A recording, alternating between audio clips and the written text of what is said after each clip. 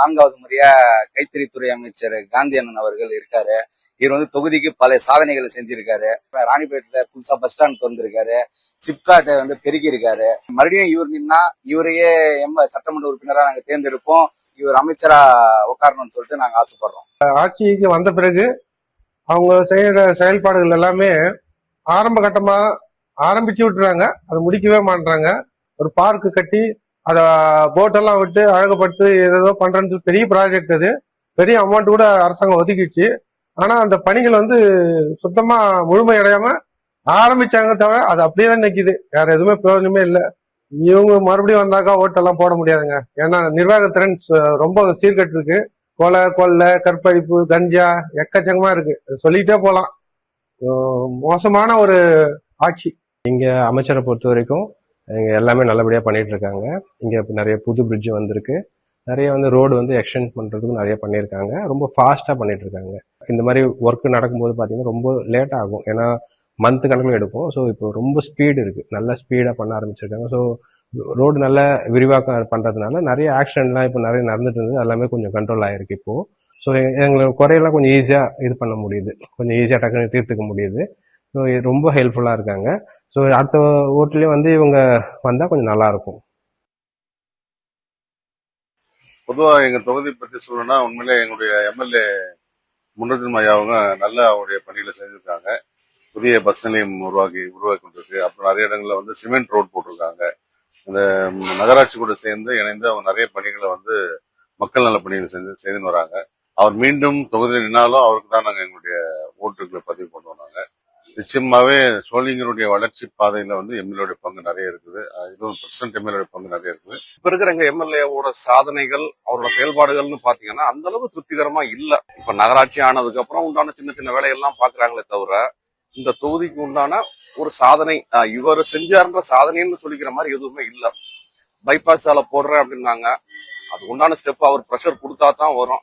நான் சொல்லியாச்சுன்றாரு, அவர் ப்ரெஷர் கொடுத்தா தான் கவர்மெண்ட் வந்து செய்வாங்க.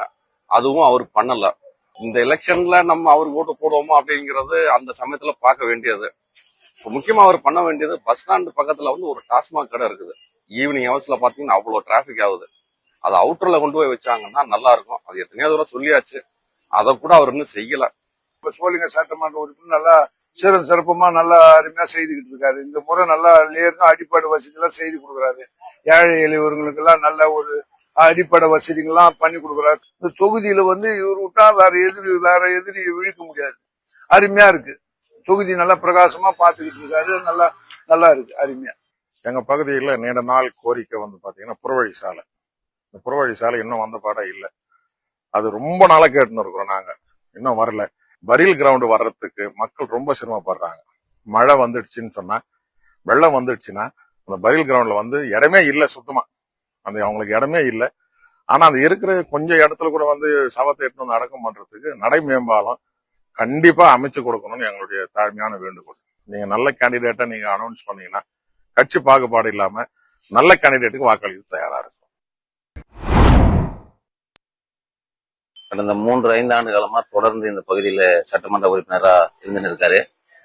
இவர் பாத்தீங்கன்னா எப்பெல்லாம் வந்து அந்த சட்டமன்றத்துல ஒரு கேள்வி நேரங்கள் அவருக்கு நேரம் வருது, அந்த நேரத்துல எல்லாருமே தொகுதிக்கான பிரச்சனைகளை அங்க முன்னெடுத்து வைப்பாரு. இந்த 3-5 ஆண்டு காலமா இவருடைய செயல்பாடு மக்களுக்கு நல்ல ஒரு திருப்தியை தான் ஏற்படுத்தியிருக்குது.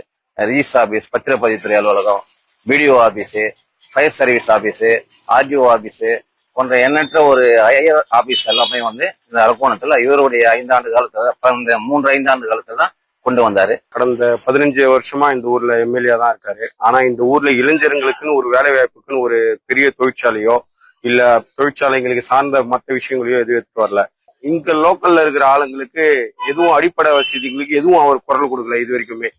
எல்லாமே அந்தந்த ஊருங்கள்ல அந்தந்த லோக்கல் ஆளுங்கள ஒரு முறை கேட்டு செய்யறேன் தான் சொல்லிட்டு இருக்காரு தவிர்த்து மற்றபடி பெருசா ஒரு இது வரைக்கும் எதுவும் செய்யலைங்க. நல்ல நலத்திட்ட பணிகளை செய்து கொண்டிருக்கிறார். எங்க பஞ்சாயத்துலயும் நிறைய பிரச்சனைலாம் இருந்துச்சு, எல்லாத்தையும் போய் செஞ்சு கொடுத்தாரு, சரி பண்ணி கொடுத்தாரு. இவர் மறுபடியும் வந்தா இந்த அரசு கலைக்கல்லூரியை கொண்டு வரணும்னு நாங்க நம்புறோம். இவர் நின்னா நாங்க இவருக்கு வாக்களிப்போம். 234 தொகுதியில தமிழ்நாட்டிலே பின்தங்கிய தொகுதி எதுனா ஆற்காடு சட்டமன்ற தொகுதி தான். இங்க அரசு துறை சார்ந்து எதுவுமே கலைக்கல்லூரியோ மருத்துவமனைகளோ மருத்துவ கல்லூரிகளோ தொழிற்சாலைகளோ எதுவுமே கிடையாது. சட்டம் ஒழுங்கு மிக மோசம். ஆற்காடு சட்டமன்றத்துல கஞ்சா கலாச்சாரம் மிகவும் பரவி உள்ளது. ஏழைங்களுக்கு போன பண்ண அடுத்த நிமிடமே வரக்கூடிய ஆளு.